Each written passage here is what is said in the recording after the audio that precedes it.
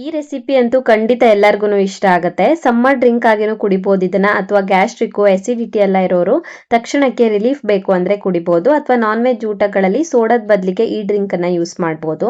ಎಲ್ರಿಗೂ ನಮಸ್ಕಾರ, welcome back to Sandhya Shetty's kitchen. ಇವತ್ತಿನ ವಿಡಿಯೋದಲ್ಲಿ ಮನೆಯಲ್ಲಿನೇ ಸುಲಭವಾಗಿ ತುಂಬಾನೇ ರುಚಿಯಾಗಿರುವಂತ ಜೀರಾ ಸೋಡಾನ ಯಾವ ತರ ಮಾಡೋದು ಅಂತ ತೋರಿಸ್ತಾ ಇದ್ದೀನಿ. ಯಾರು ಬೇಕಾದ್ರೂ ಸುಲಭವಾಗಿ ತಕ್ಷಣಕ್ಕೆ ರೆಡಿ ಮಾಡ್ಕೊಳ್ಬಹುದು ಇದನ್ನ. ರೆಸಿಪಿ ಅಷ್ಟೊಂದು ಸಿಂಪಲ್ ಆಗಿದೆ. ಬನ್ನಿ ಹಾಗಿದ್ರೆ ಯಾವ ತರ ಮಾಡೋದಂತ ನೋಡೋಣ. ಫಸ್ಟಿಗೆ ಜೀರಿಗೆನ ಹುರ್ಕೊಳ್ಬೇಕು. ನಾನಿಲ್ಲಿ ಒಂದು ಫ್ರೈಂಗ್ ಪ್ಯಾನ್ ನ ಕಾಯ್ದಕ್ಕೆ ಇಟ್ಟಿದ್ದೀನಿ.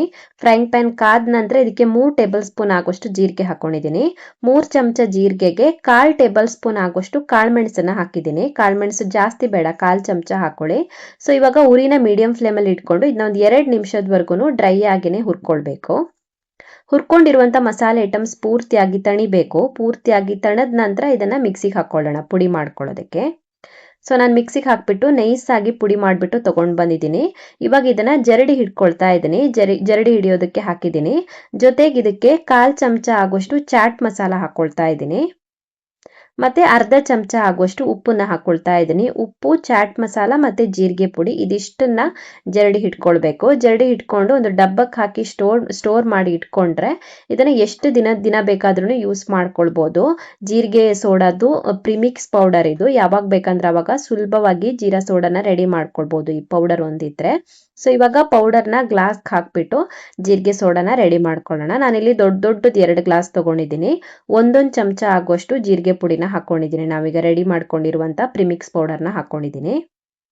ಹಾಗೆಯೇ 2 ಚಮಚ ಆಗುವಷ್ಟು ನಿಂಬೆ ರಸ ಹಾಕೊಳ್ತಾ ಇದ್ದೀನಿ. 2 ಗ್ಲಾಸಸ್ಗೂ ಕೂಡ 2 ಚಮಚ ಆಗುವಷ್ಟು ನಿಂಬೆ ರಸ ಹಾಕೊಳ್ತಾ ಇದ್ದೀನಿ. ಅರ್ಧ ನಿಂಬೆಹಣ್ಣು ಯೂಸ್ ಮಾಡಿದ್ದೀನಿ ಇದಕ್ಕೆ ನಾನು. ಹಾಗೇನೆ ಒಂದು 5-6 ಐಸ್ ಕ್ಯೂಬ್ ಹಾಕೊಳ್ತಾ ಇದ್ದೀನಿ. ಐಸ್ ಕ್ಯೂಬ್ ಆಪ್ಷನಲ್, ಬೇಕಿದ್ರೆ ಹಾಕೊಳ್ಬಹುದು. ನಿಮಗೆ ಚಿಲ್ಡ್ ಆಗಿರುವಂತ ಸೋಡಾ ಬೇಕು ಅನ್ಸಿದ್ರೆ ಐಸ್ ಕ್ಯೂಬ್ಸ್ ಹಾಕೊಳ್ಳಿ. ಆಮೇಲೆ ಇದಕ್ಕೆ ಕಿನ್ಲೆ ಸೋಡಾ ಹಾಕೊಳ್ತಾ ಇದ್ದೀನಿ. ಪ್ಲೈನ್ ಸೋಡಾ ಹಾಕೊಳ್ತಾ ಇದ್ದೀನಿ. ನಾನಿಲ್ಲಿ ಮಾಡಿರೋದು ಸಾಲ್ಟೆಡ್ ಸೋಡಾ. ನಿಮಗೆ ಸ್ವೀಟ್ ಆಗಿರುವಂತ ಸೋಡಾ ಬೇಕು ಅನ್ಸಿದ್ರೆ ಸಕ್ಕರೆ ಕೂಡ ಹಾಕೊಳ್ಬಹುದು.